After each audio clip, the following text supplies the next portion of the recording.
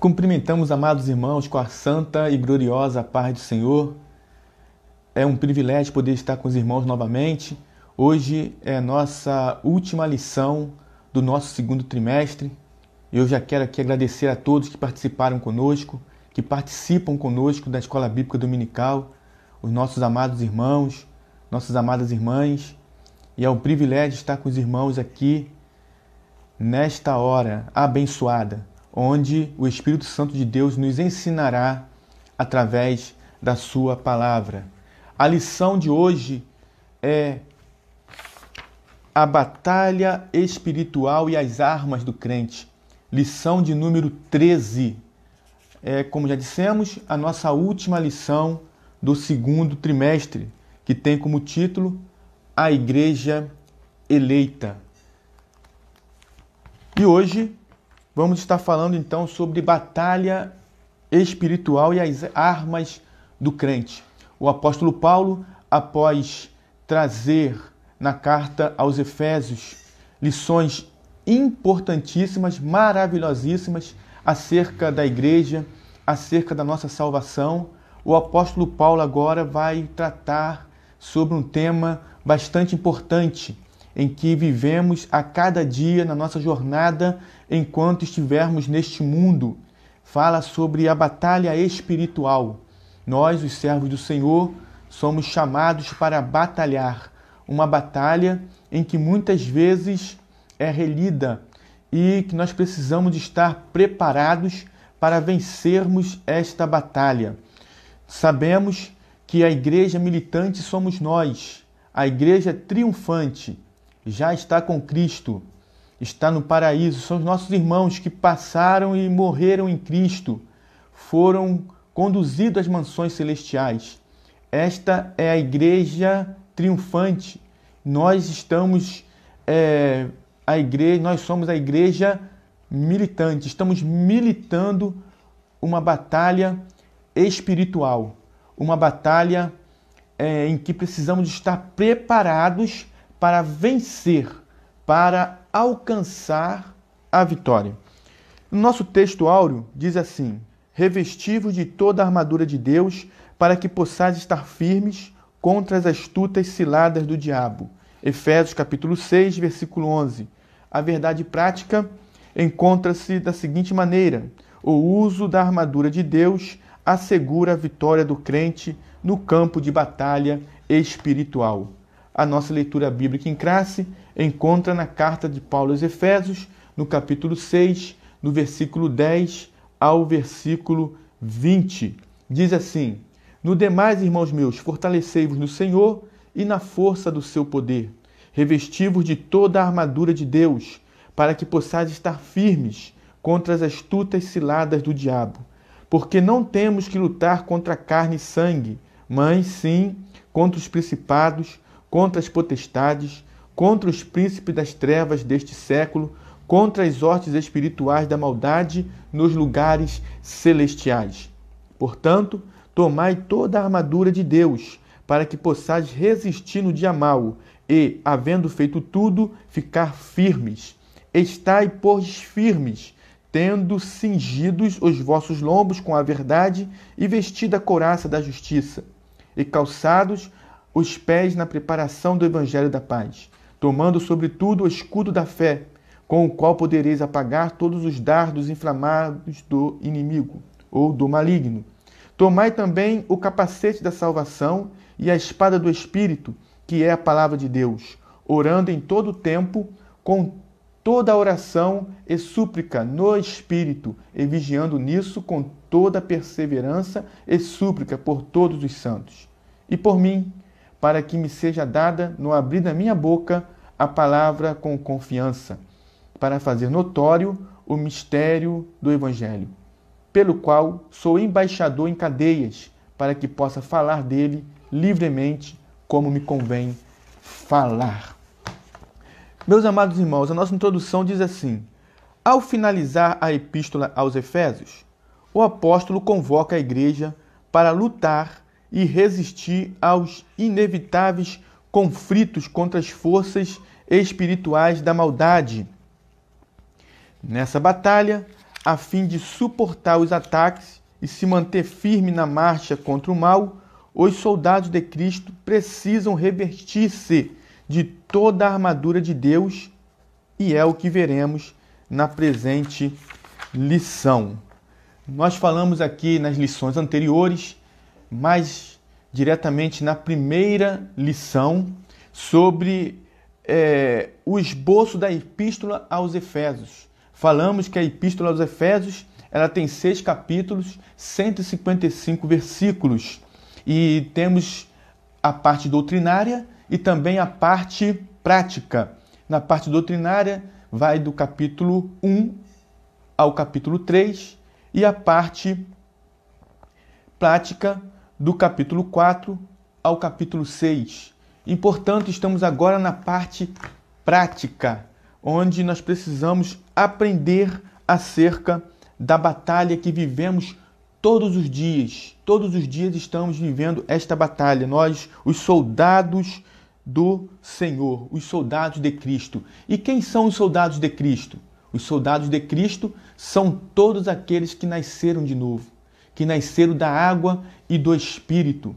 Os soldados de Cristo são todos aqueles que foram criados em Cristo, que pela graça receberam Jesus como Senhor e agora têm paz com Deus. Soldado de Cristo. Soldado de Cristo não dá passo atrás. Soldado de Cristo permanece firme.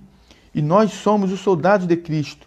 E esses soldados que somos nós precisam revestir-se de toda a armadura de Deus.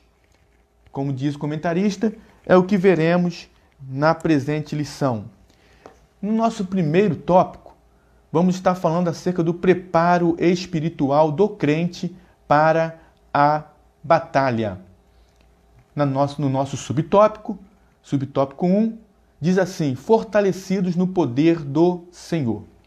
A expressão na forma passiva, fortalecei-vos no Senhor, está no capítulo 6, no versículo 10, indica que não temos poder em nós mesmos. Observe que está na voz passiva. Nós recebemos o poder. O poder não é dispensado de nós mesmos, mas nós somos os recebedores desse poder. E indica também que nós dependemos do poder que vem de Deus. Fortalecei-vos no Senhor. Esse poder nos é conferido pela nossa comunhão com Deus. Duas coisas que precisamos pontuar. Primeiro, estamos como recebedores desse poder. Segundo, não temos poder em nós mesmos. O poder vem de Deus. A força vem de Deus. A autoridade vem de Deus. A confiança vem de Deus. Indica que não temos poder em nós mesmos. Esse excelso poder nos é conferido pela comunhão com Deus em Cristo, por meio do Espírito Santo. João capítulo 15. João capítulo 15. Evangelho segundo escreveu João. Capítulo 15. Nós temos um versículo aqui que retrata muito bem isso. João capítulo 15. No versículo 5, diz assim: eu sou a videira, vós as varas. Quem está em mim e eu nele, este dá muito fruto. Por quê? Porque sem mim nada podereis fazer. Então, sem a comunhão com Cristo, nós não teremos força suficiente para vencer essa batalha. Diz ainda que é conferido pela comunhão com Deus em Cristo por meio do Espírito Santo. João ainda, no capítulo 15, no versículo 7, diz assim: se vós estiverdes em mim, isso aqui é Jesus falando, se vós estiverdes em mim e as minhas palavras estiverdes em vós, pedireis tudo que quiserdes e vos será feito. Então, se nós estivermos nele e ele estiver em nós, nós podemos pedir tudo que será feito, mas é preciso estar em comunhão com ele. Então, essa força tem como condição a comunhão com o Pai, com o Filho, com o Espírito Santo. 1 João, capítulo 1, versículo 3, também vai falar acerca disso. Primeira Epístola de João, capítulo 1, versículo 3. Diz assim: o que vimos e ouvimos, isso vos anunciamos, para que também tenhais comunhão conosco. E a nossa comunhão é com o Pai e com seu Filho, Jesus Cristo. Amém, meus amados irmãos? Continuando nossa leitura, por isso precisamos estar fortalecidos por meio da renovação da mente. Está em Efésios capítulo 4, 23, e também da vida em santidade e ser cheio do Espírito Santo. Precisamos ter uma mente renovada em Cristo. Efésios capítulo 4, versículo 23, diz assim, Efésios 4, 23. E vos renoveis no espírito do vosso sentido, da mente, metanoia, renovação de mente. No versículo 24, diz assim: e vos revistais do novo homem, que segundo Deus é criado em verdadeira justiça e santidade. Então, para que possamos vencer também, ser fortalecidos no Senhor, precisamos ter santidade. Hebreus capítulo 12, versículo 14 diz: segui a paz com todos e a santificação, sem a qual ninguém verá o Senhor. E também de uma vida cheia do Espírito Santo, para que possamos estar fortalecidos na força, no poder do Senhor, precisamos ter uma vida cheia do Espírito Santo. Lá em Efésios, no capítulo 5, no versículo 18, diz assim: e não vos embriagueis com vinho, em que há contenda, mas enchei-vos do Espírito Santo. Amém? A vitória não pode ser alcançada por outro meio. Conhecer as Escrituras sem a devida obediência e frequentar os cultos sem a genuína conversão não são suficientes. Não obstante, o poder de Deus está disponível aos fiéis para pisar serpentes, escorpiões e toda a força do inimigo. Meus amados irmãos, conhecer as Escrituras, mas não praticá-la, não é o suficiente. Podemos ver que tem muitas pessoas que são profundamente conhecedores da Escritura, mas não as praticam. E, portanto, não é o suficiente. O inimigo de nossas almas conhece muito bem as Escrituras. E nem por isso ele faz boas obras. Conhecer e não praticar não adianta. Salmo 119, versículo 11.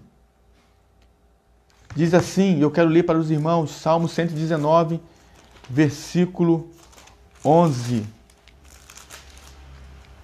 Salmo 119, versículo 11. Escondi a tua palavra no meu coração para o não pecar contra ti. Mateus capítulo 7, versículo 24. Mateus capítulo 7, versículo 24. Também vai dizer assim. Também vai dizer não, também diz assim. Mateus capítulo 4, versículo 24. Mateus capítulo 7, versículo 24. Diz assim a palavra do Senhor: todo aquele, pois, que escuta estas minhas palavras e as pratica, escuta e pratica. Aí sim, quem escuta e pratica, assemelhá-lo-ei a um homem prudente. É escutar e praticar. Tiago capítulo 1, versículo 22. Não sejais apenas ouvintes, mas também praticantes. Então é importante praticarmos a palavra de Deus. Como já dissemos, o inimigo de nossas almas conhece a palavra de Gênesis a Apocalipse. E ele tentou durante a tentação no deserto, a tentação de Jesus no deserto, ele tentou, através da palavra, tirar o foco do nosso Senhor. Mas o Senhor, ele rebate na palavra. Ele usa a espada que nós vamos ver mais à frente. Amém? Glória a Deus. Dando sequência, o segundo subtópico, vigilante em toda oração e súplica. Paulo enfatiza a necessidade de uma vida cristã permeada pela prática da oração. Não é possível entrar em combate sem a cobertura de tão preciosa arma espiritual. A oração, segundo a palavra nos diz, a oração de um justo pode muito em seus efeitos. Para entrarmos no campo de batalha, precisamos estar munidos também desta arma, que é a oração, que é a prática da oração. 1 Tessalonicenses, capítulo 5, versículo 17, diz assim, orai sem cessar. Isso significa prática da oração. Praticar a oração.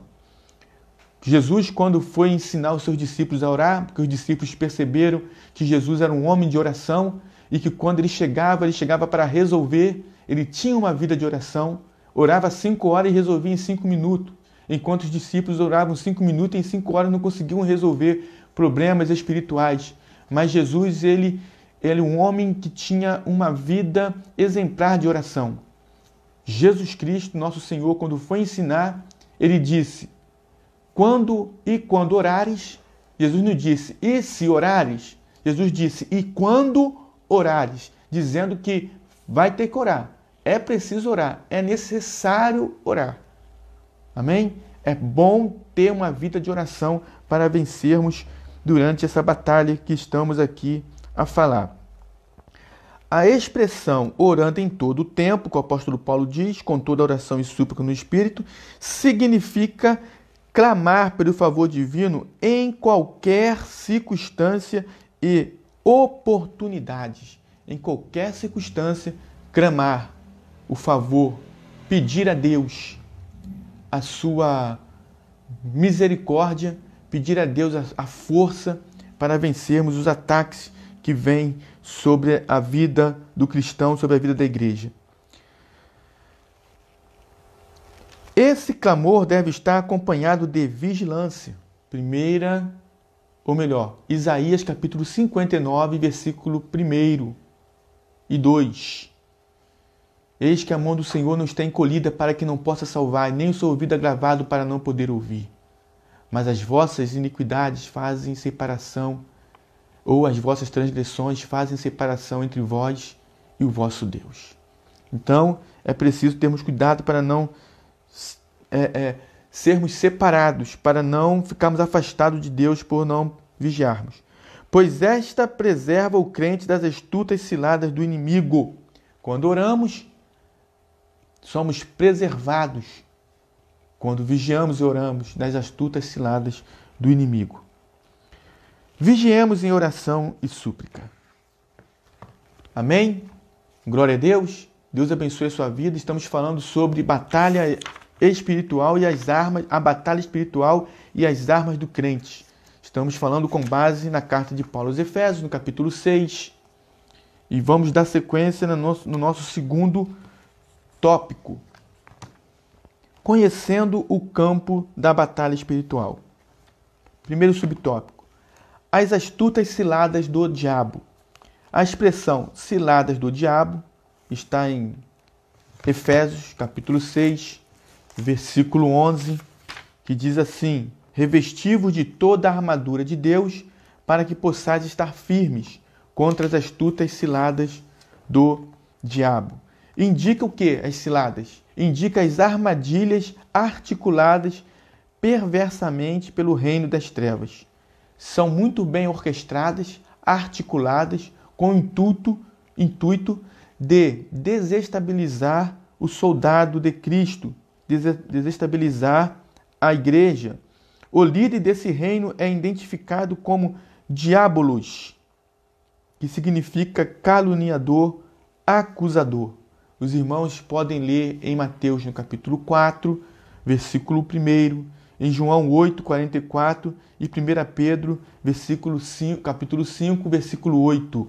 No capítulo 8, versículo 44 de João, nós entendemos que ele, o inimigo, é o pai da mentira.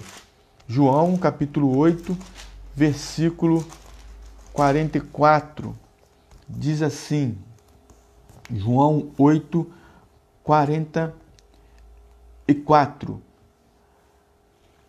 Vós tendes por pai ao diabo. Isso aqui é Jesus falando com alguns que estavam querendo desmerecer a sua missão. E Jesus agora vai dizer, vós tendes por pai ao diabo, e quereis satisfazer os desejos de vosso pai. Ele foi homicida desde o princípio, e não se firmou na verdade, porque não há verdade nele. Quando ele profere mentira, fala do que lhe é próprio. Por quê? Porque é mentiroso e pai da mentira. O diabo, ou diabolos, é mentiroso, pai da mentira. E precisamos estar vigiando. Primeira carta do apóstolo Pedro, no capítulo 5, no versículo 8, diz assim, primeira carta do apóstolo Pedro, capítulo 5, versículo 8. Sede sóbrios, vigiai, porque o diabo, vosso adversário, anda em derredor, bramando como leão, buscando a quem possa tragar. Então, precisamos estar vigilantes. Tomado de fúria e por meio do espírito do erro, ele prepara laços com o propósito de destruir a igreja de Cristo, o que é impossível. Algumas de suas astúcias são, vamos aqui citar 5 astúcias que o inimigo de nossas almas pratica para tentar com o propósito de destruir a igreja de Cristo. Algumas de suas astúcias são, primeiro, confundir a mentira com a verdade. Isso está em Gênesis capítulo 3, versículo 4 e 5, quando ele induz Eva ao pecado. Ele confunde a mentira com a verdade.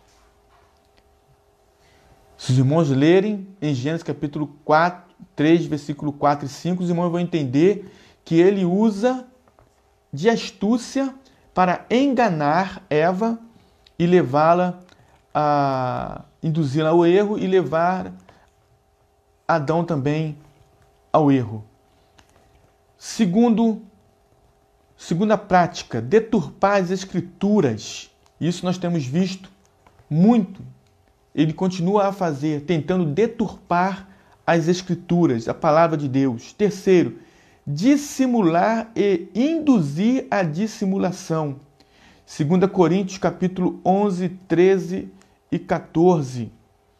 Eu quero ler para os irmãos 2 Coríntios capítulo 11, versículo 13 e 14, que diz assim, porque tais falsos apóstolos são obreiros fraudulentos, transfigurando-se em apóstolos de Cristo.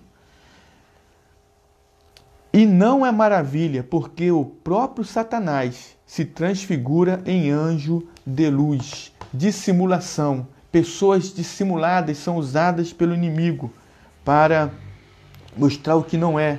Fazer falsos sinais. Quantos falsos sinais têm sido feitos por aí e pessoas seguindo quando são sinais falsificados para tentar atrair o povo e com um engodo tirar o foco acerca de Cristo e da sua palavra.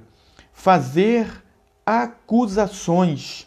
Como já dissemos, ele é acusador. A sua especialidade é dizer que você não vale aquilo que Cristo fez por você. É dizer que você não tem condições de sobreviver nesse mundo. É dizer que você não tem jeito para a sua vida. Ele é acusador, é querer te acusar de alguma coisa que você tenha feito, mas que você já foi limpo pelo sangue do Cordeiro. Você agora já é uma nova criatura, mas ele quer acusar. Ele é acusador. Semear incredulidade. 2 Coríntios capítulo 4, versículo 4, diz assim: nos quais o Deus deste século cegou os entendimentos dos incrédulos, para que não lhes resplandeça a luz do evangelho da glória de Cristo, que é a imagem de Deus. Então ele quer semear o quê? Ele quer semear a incredulidade. Ele cega os incrédulos para que não vejam a glória, para que não percebam o poder, para que não deem atenção à palavra do Evangelho. E o sétimo, promover ideologias anticristãs. Temos visto muito isso, ideologias anticristãs, totalmente contrárias à palavra de Deus e que muitas vezes querem até institucionar essas ideologias, mas isso tudo aí tem por trás uma guerra espiritual, tem por trás um ataque do maligno contra a igreja do Senhor. E isso nós podemos ver em 2 Tessalonicenses, capítulo 2, versículo 3 e 4. Diante desse quadro, o texto sagrado ordena: revesti-vos de toda a armadura de Deus. Por isso precisamos estar revestidos da armadura de Deus. O nosso segundo subtópico, nós estamos falando sobre conhecendo o campo da batalha espiritual. E o nosso segundo tópico, nós sabemos que nessa batalha espiritual o conflito é contra o reino das trevas. O conflito nessa batalha espiritual é contra o reino das trevas, ou seja, Paulo enfatiza que esse conflito não é contra carne e sangue, não é contra carne, não é contra pessoas. Esse conflito trata de lutar contra, não se trata de lutar contra o ser humano, mas contra o reino das trevas nas regiões celestes. Essas declarações indicam que a batalha não é física, mas travada no mundo espiritual. Vamos ver isso em Efésios, no capítulo 6, no versículo 12. Porque não temos que lutar contra carne e sangue, mas sim contra os principados, contra as potestades, contra os príncipes das trevas deste século, contra as hostes espirituais da maldade nos lugares celestiais. Essas declarações indicam então que a batalha não é física, mas é travada no mundo espiritual. O conflito é contra as hostes que, debaixo da autoridade do diabo, mantêm os homens na escuridão. O nosso conflito é contra as hostes espirituais da maldade e não contra pessoas, não contra o ser humano, mas contra o inimigo de nossas almas. 1 João capítulo 5, versículo 19, diz assim, primeira epístola de João, do apóstolo João, capítulo 5, versículo 19, diz assim: sabemos que somos de Deus e que todo mundo está no maligno. Ou seja, o conflito é contra as hostes que, debaixo da autoridade do diabo, mantém os homens na escuridão. Todo mundo está no maligno. Nós somos de Deus, mas sabemos que quem não é de Deus está com os olhos fechados, com a mente cauterizada pelo príncipe deste mundo, que é o inimigo. E nós, como igreja militante, lutamos a cada momento para vencermos esta batalha espiritual e conseguirmos assim, em nome de Jesus Cristo, termos vitória completa quando do ápice, quando Jesus Cristo voltar para buscar a sua igreja. Nessa metáfora, fica claro que o cenário do campo de batalha do soldado é espiritual. O nosso cenário, o nosso campo de batalha é espiritual. Não é um campo de batalha físico, mas sim espiritual. Ao mesmo que se revela a natureza pessoal do conflito, pois essa luta se dá tanto na área individual quanto na área coletiva da igreja. Então essa luta se dá tanto individualmente com cada soldado, com cada cristão, como também se dá na igreja. Como também se dá na igreja, no corpo místico de Cristo. Este adversário, o diabo, ele tenta de todas as maneiras enganar e trazer discórdia na igreja de Cristo, tentando minar mas o dono da igreja é maior. As agências das potestades do ar, nosso terceiro subtópico. Paulo identifica as forças do mal que marcham contra a igreja como principados, potestades, príncipes das trevas destes séculos e hostes espirituais da maldade. Está no capítulo 6, versículo 12 da carta de Paulo aos Efésios. Já lemos esse versículo, vamos repetir para que possamos entender. Porque não temos que lutar contra carne e sangue. Agora, com quem temos que lutar? Mas sim contra os principados, contra as potestades, contra os príncipes das trevas deste século, contra as hostes espirituais da maldade nos lugares celestiais. Paulo identifica então essas forças do mal. E esses seres são caracterizados por 3 aspectos. E vamos tratar aqui então desses 3 aspectos que esses seres são caracterizados. Primeiro aspecto, eles são poderosos. Sem Jesus nós jamais conseguiríamos vencer. Não podemos esquecer que eles são anjos decaídos. Não podemos esquecer que o diabo era aferidor de medida no céu. Ele era arcanjo. Mas nós, com Cristo, em Cristo, podemos vencer essa batalha. Eles são poderosos, indicam poder, primazia e autoridade para agir. Principados e potestades indicam poder, primazia e autoridade para agir. Príncipe das trevas são líderes de anjos decaídos que, sob o comando do diabo, exercem domínio. Então, os príncipes das trevas são líderes dos anjos decaídos.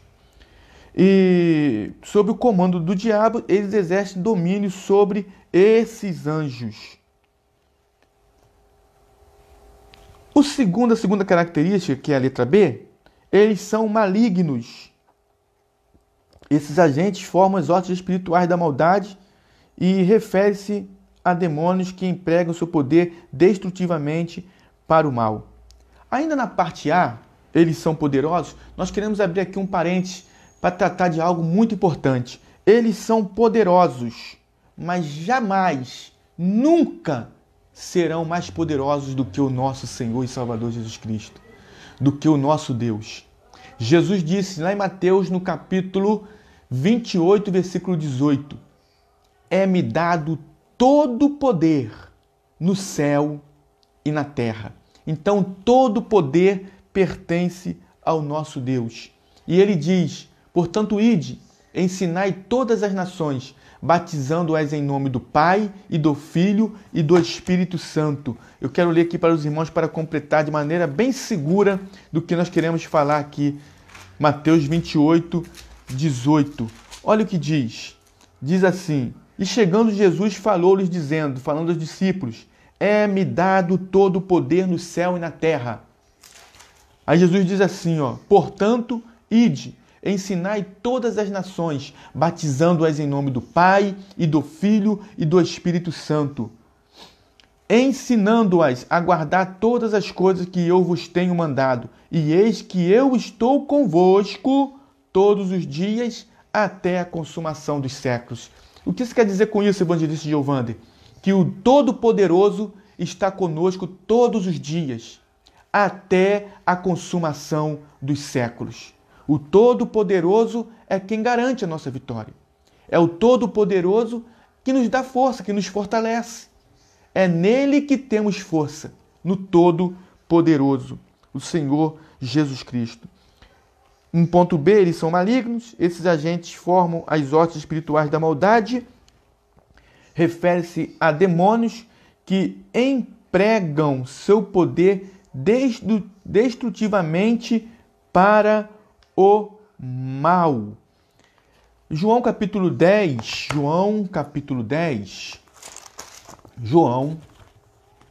Evangelho segundo escreveu João, capítulo 10,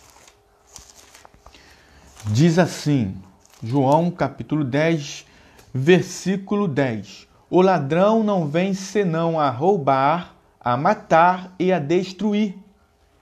Eu vim para que tenham vida e a tenham com abundância. Então o ladrão vem senão a matar, a roubar e a destruir.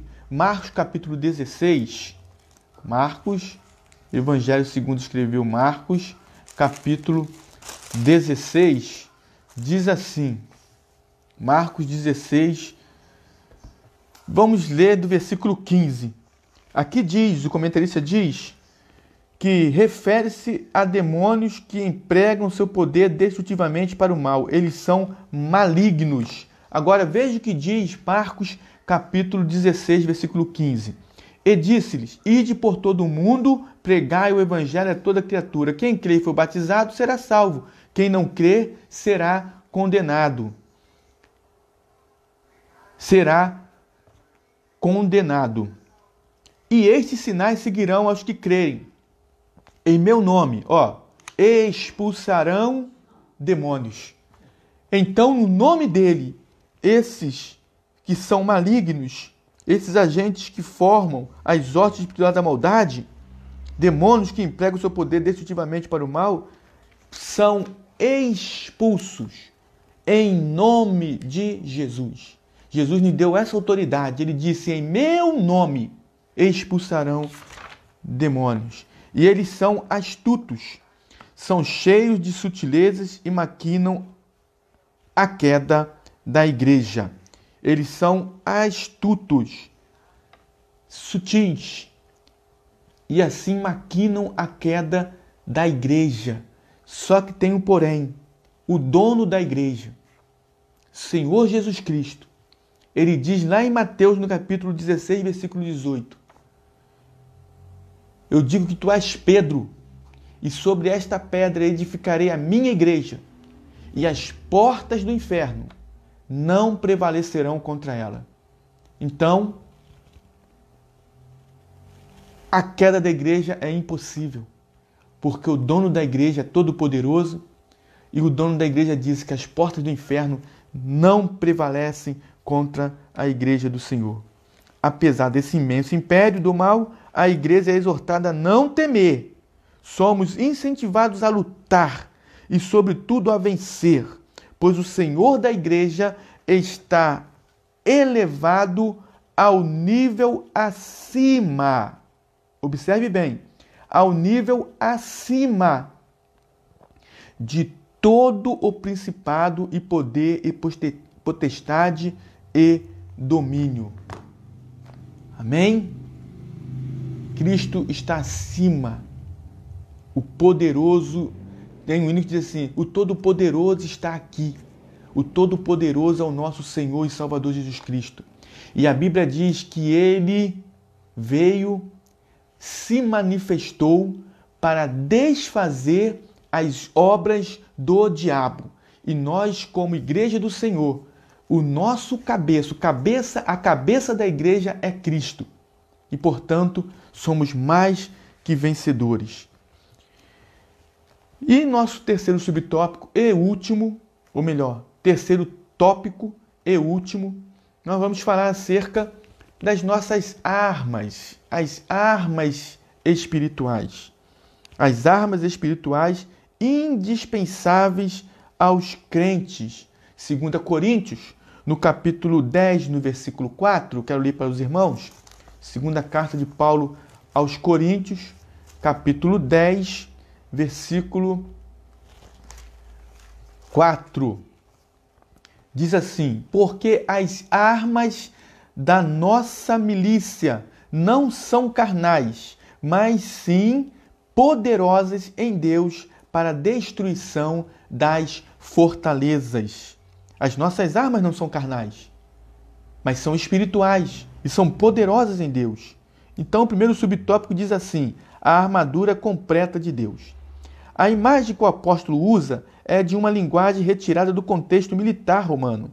A expressão toda a armadura traduz o termo grego panapria, que significa a armadura completa de um soldado fortemente armado. Capítulo 6, versículo 11 e 13. Versículo 11 diz assim, revestivos de toda a armadura de Deus, para que possais estar firmes contra as astutas ciladas do diabo, revestivos de toda a armadura. E o versículo 13 diz assim, portanto, tomai toda a armadura de Deus, para que possais resistir no dia mau e, havendo feito tudo, ficar firmes. Então, é toda a armadura de Deus. Não esqueçamos que o apóstolo Paulo, ao escrever a carta aos Efésios, estava preso em uma prisão domiciliar em Roma e, portanto, ele estava sendo vigiado por soldados romanos. E na época, Roma, o exército romano tinha um forte poderio bélico e vencia todas as nações. O poder estava na mão do exército romano. E Paulo, ao detalhar essas armaduras, estava detalhando a armadura de um exército humanamente invencível na época, mostrando que o exército de Cristo é invencível. A igreja do Senhor é invencível. É um exército que não entra na peleja para perder, mas entra na peleja para vencer. Porque o general dos generais, o Senhor dos senhores, é a cabeça do exército que é a igreja. Então observe que ele usa então essa analogia da armadura do exército romano para mostrar a eficácia da armadura espiritual, que é a armadura do Espírito, que é a armadura de Deus. Toda a armadura traduz o termo grego panoplia, que significa a armadura completa de um soldado fortemente armado. Na carta, a orientação não é para usar armas próprias, mas tomar o equipamento dado por Deus. Então, armas próprias não vence essa batalha. Nós não teríamos condições de vencer esta batalha senão com as armaduras que vêm de Deus. Já falamos aqui que nós somos recebedores da força do poder. Sem a força do poder que vem de Deus, nós não conseguimos vencer, não conseguimos avançar na batalha. Resistir bravamente e marchar contra as potestades do ar. O nosso segundo subtópico vai falar sobre as armas indispensáveis de defesa. Armas de defesa indispensáveis. Vejamos aqui uma lista de armas espirituais disponíveis aos soldados do Senhor. São armas que estão disponíveis para mim e para você, Igreja do Senhor. Letra A. Cingindo os vossos lombos com a verdade. É o versículo 14 do capítulo 6. Retrata a peça usada para dar mobilidade ao soldado no combate. Essa peça, esse cinto, dava mobilidade ao soldado. Por quê? Dava firmeza à roupa. Mobilidade ao soldado. E o que significa isso? Nesse sentido, faz referência à verdade da doutrina de Cristo e à integridade do soldado. Verdade da doutrina de Cristo. Significa que nós vencemos pela verdade da palavra. Nós vencemos na palavra, pela verdade, falando a verdade, falando a palavra. 2 Timóteo, no capítulo 4, versículo 2, segunda epístola de Paulo a Timóteo, capítulo 4, versículo 2, diz assim,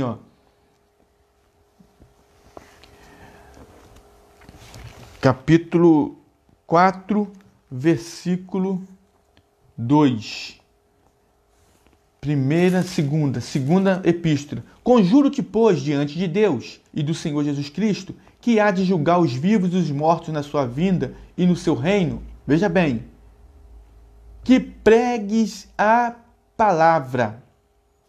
Paulo está dizendo, pregue a palavra. Inste a tempo, fora de tempo. Insista a tempo e fora de tempo.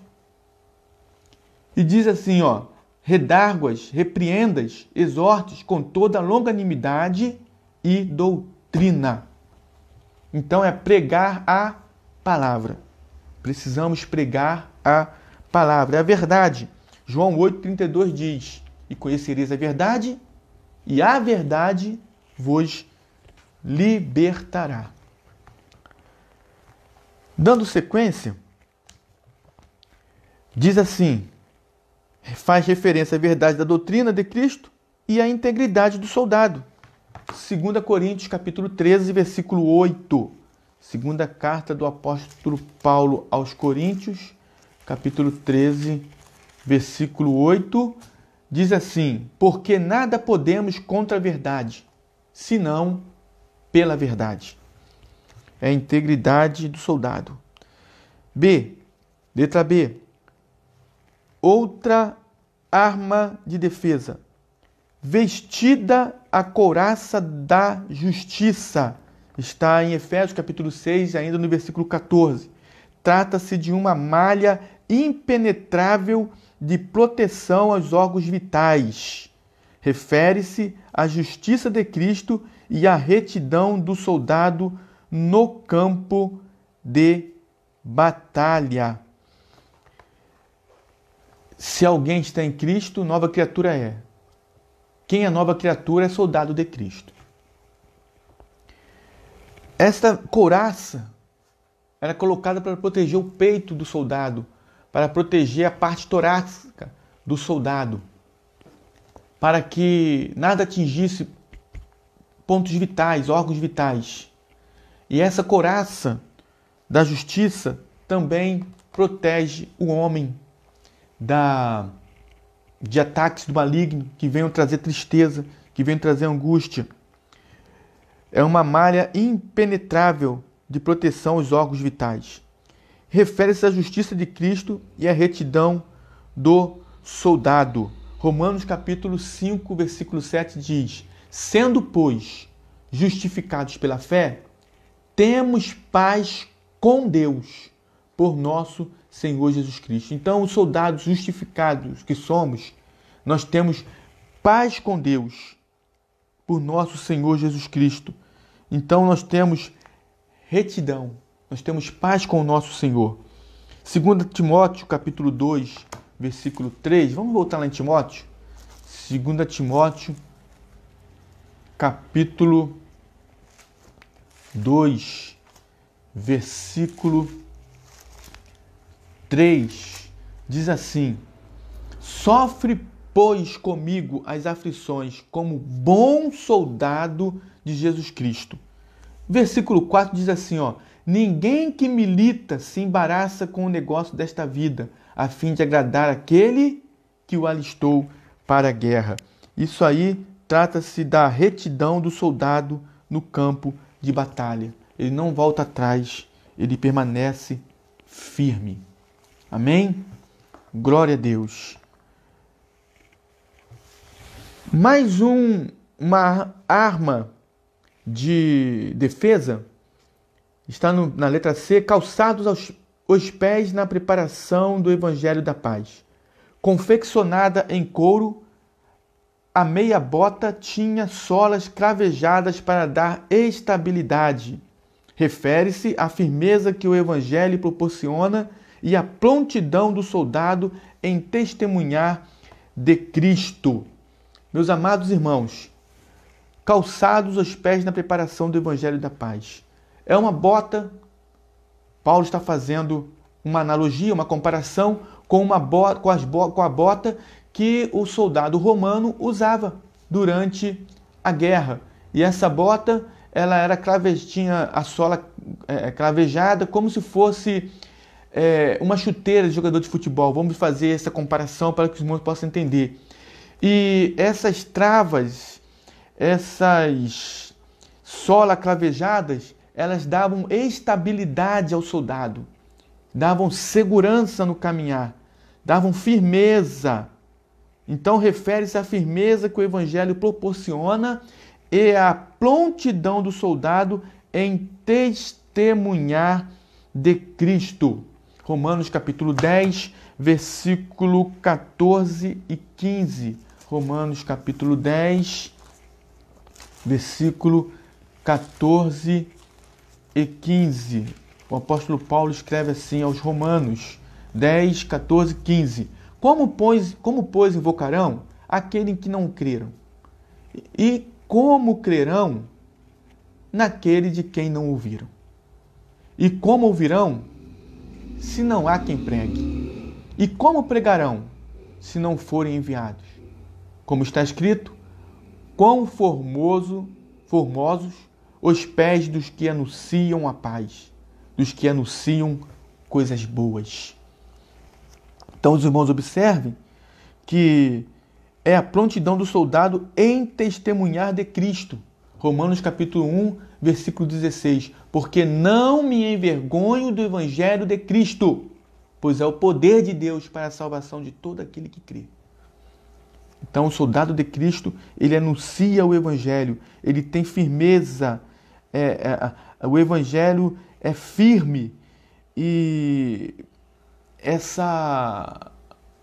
vamos dizer assim, essa bota, ela mostra, fazendo essa comparação, dizendo que a firmeza do evangelho e a prontidão do soldado, que sou eu e você, em falar, em pregar a palavra.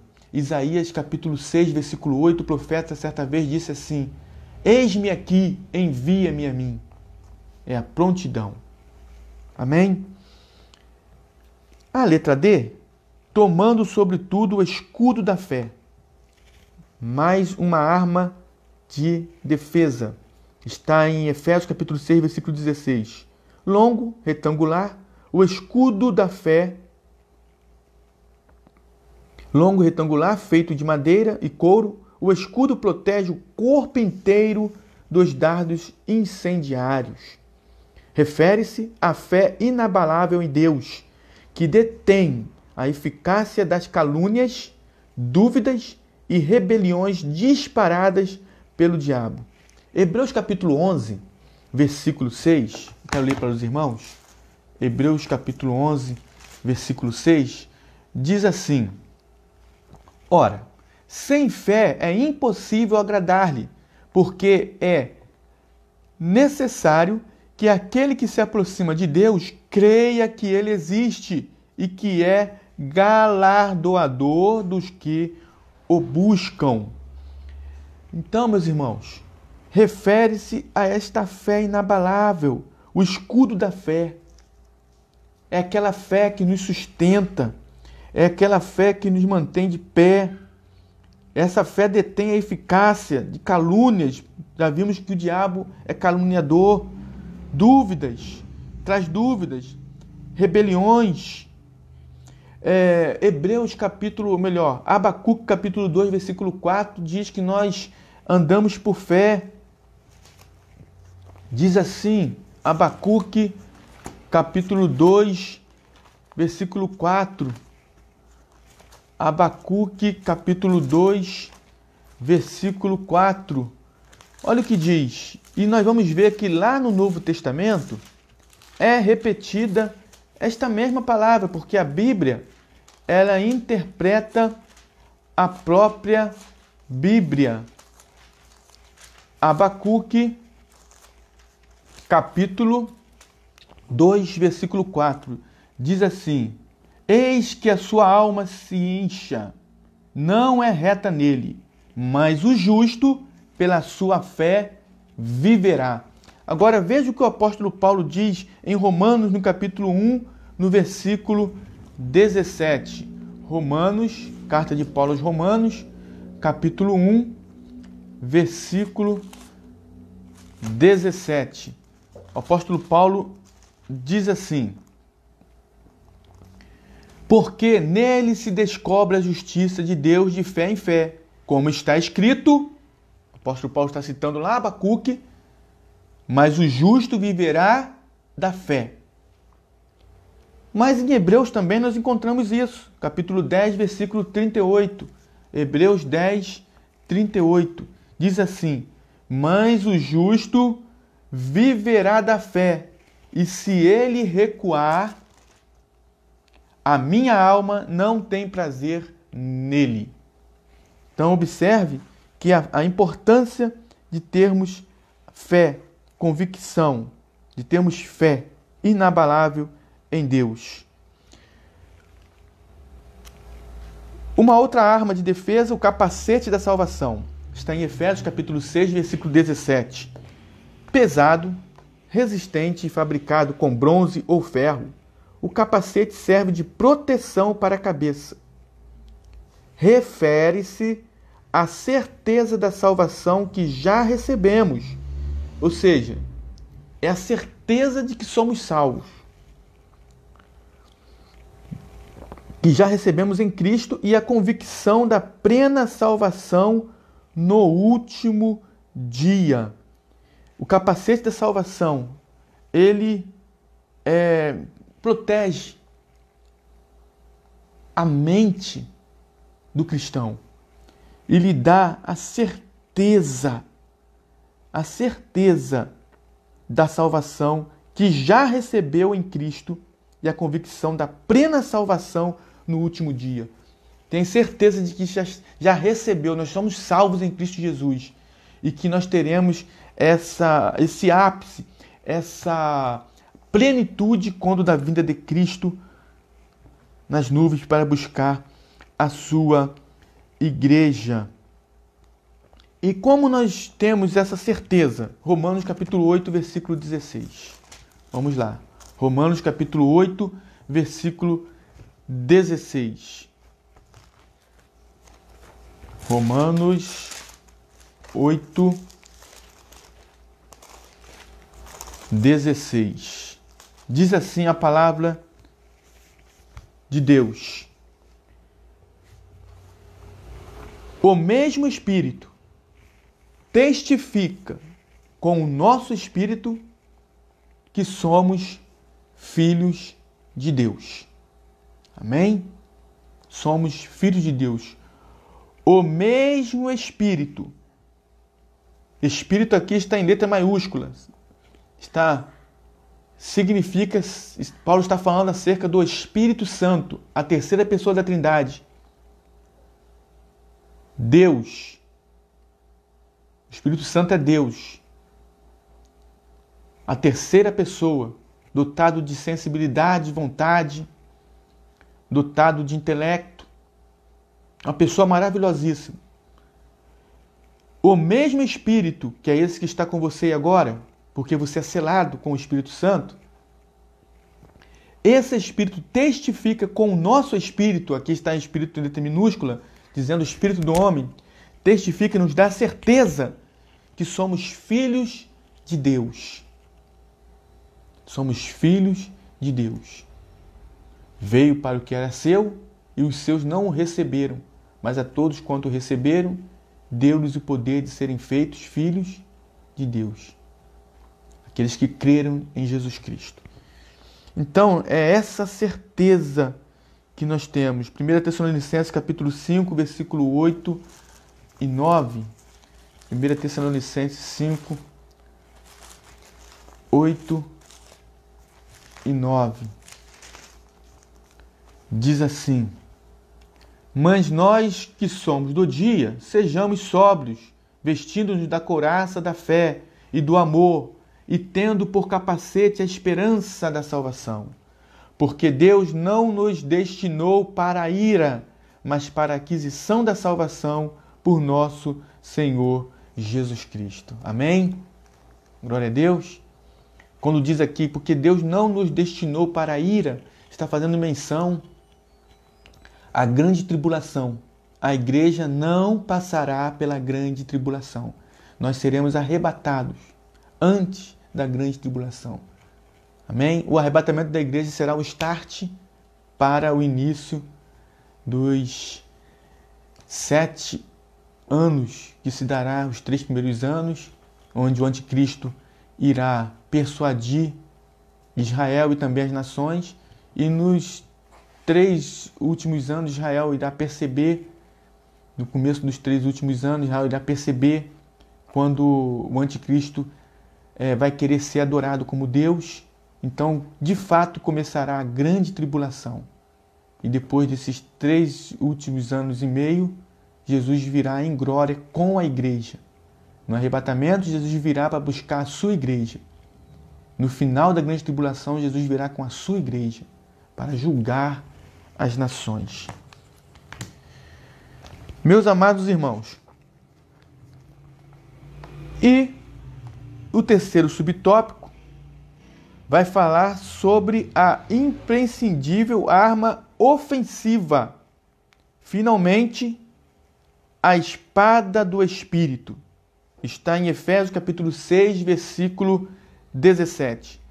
A única arma disponível tanto para a defesa quanto para o ataque é esta.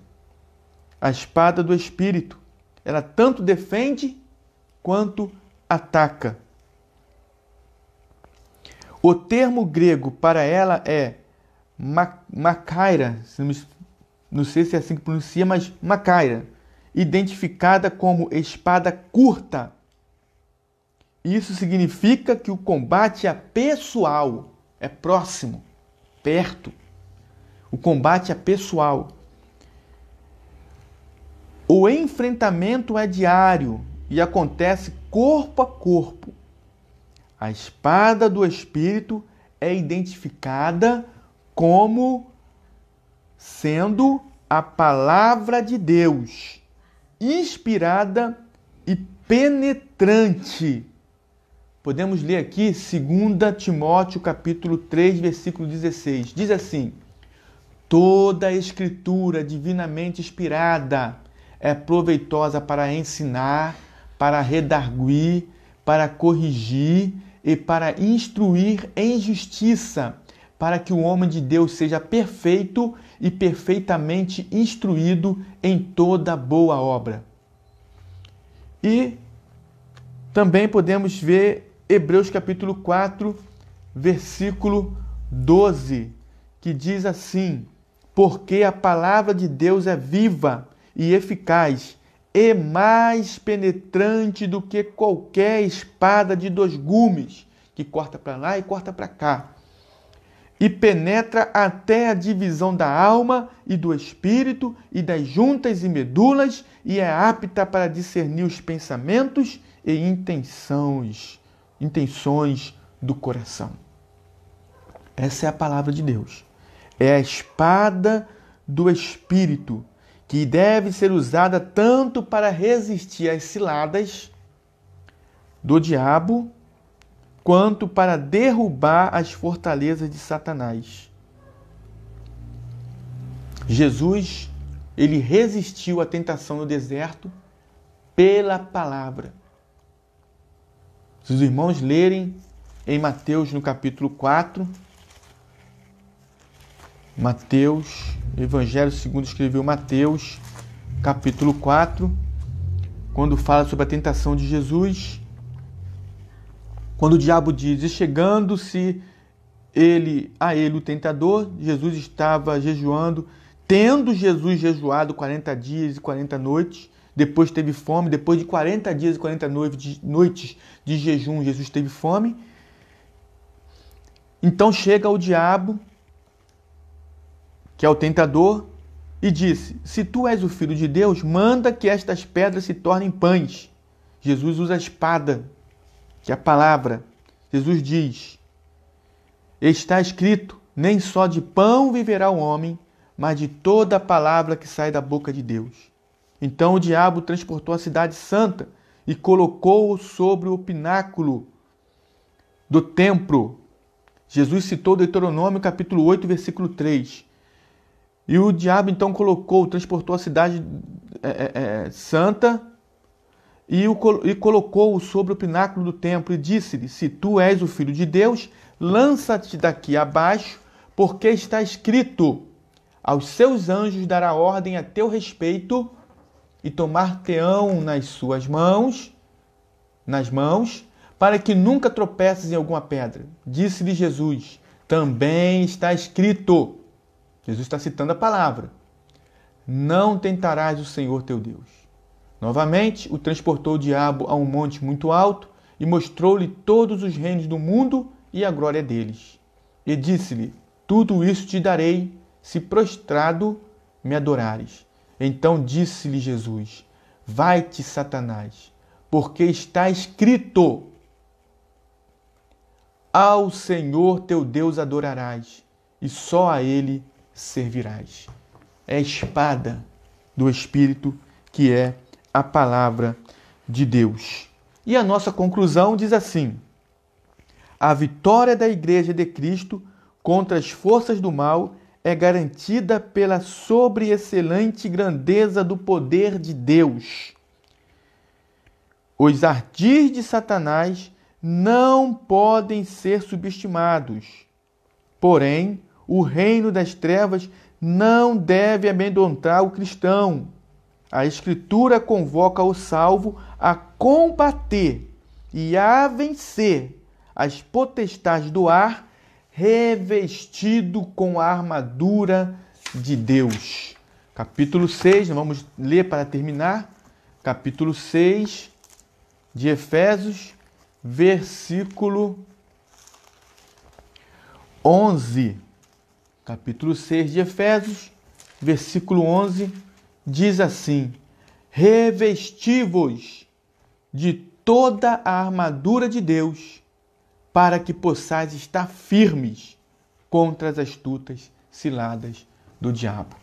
Que Deus abençoe os amados irmãos, que possamos estar nos revestindo desta armadura, que é a armadura de Deus. Eu quero agradecer a Deus pela vida de cada um que esteve conosco nesse trimestre. O próximo trimestre nós estaremos juntos, se Deus permitir. Se Deus permitir, estaremos juntos nesse próximo trimestre que vai se iniciar na próxima semana. E estaremos fazendo, então, a obra do Senhor, como ela deve ser feita, com amor, com dedicação, para que a palavra de Deus encontre guarida nos corações e venha fazer efeito na vida daquele que a ouvir. Porque a fé vem pelo ouvir, e o ouvir a palavra de Deus. Que Deus possa abençoar os amados irmãos, em nome do Senhor Jesus Cristo. Amém.